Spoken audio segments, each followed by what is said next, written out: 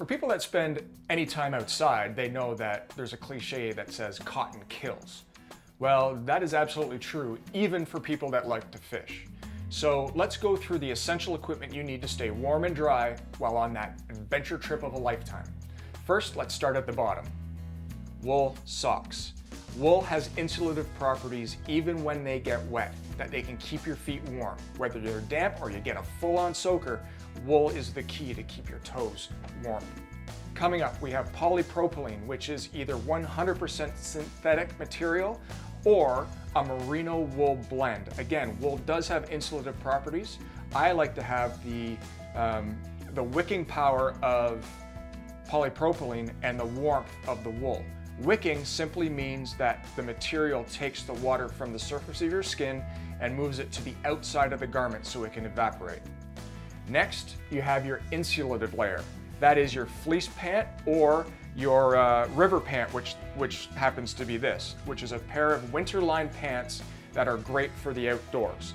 That will keep you warm and will allow you, if you do get too hot, to shed a layer so you can go right back down to your underwear. Up on top, we have another either polypropylene or merino wool blend undershirt. Again, takes water away from your skin and moves it to the outside of the garment. Next is your first insulating layer of your body. You have to keep in mind that all your organs are in this area, so it's the most important part to keep warm.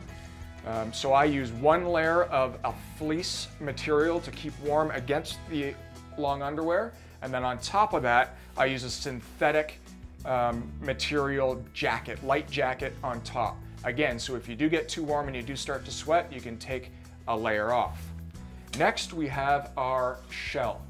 There is no insulative value at all to a shell, and there shouldn't be, such that you do not overheat. The shell's job is to keep the wind out and the water out. So these are the bibs that I use when I'm on the water, and they worked wonderfully.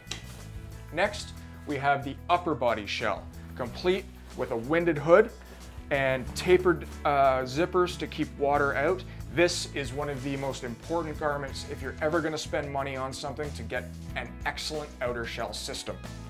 And last but not least, you lose a lot of heat out of the top of your head. So invest in a good wool hat and waterproof, great gloves to keep your hands warm and your body heat where it belongs, inside. So if you're to invest a little bit of money and get the actual technical clothing that you need to stay safe, warm, and dry on the water, you're gonna have a wonderful trip and you're not gonna freeze.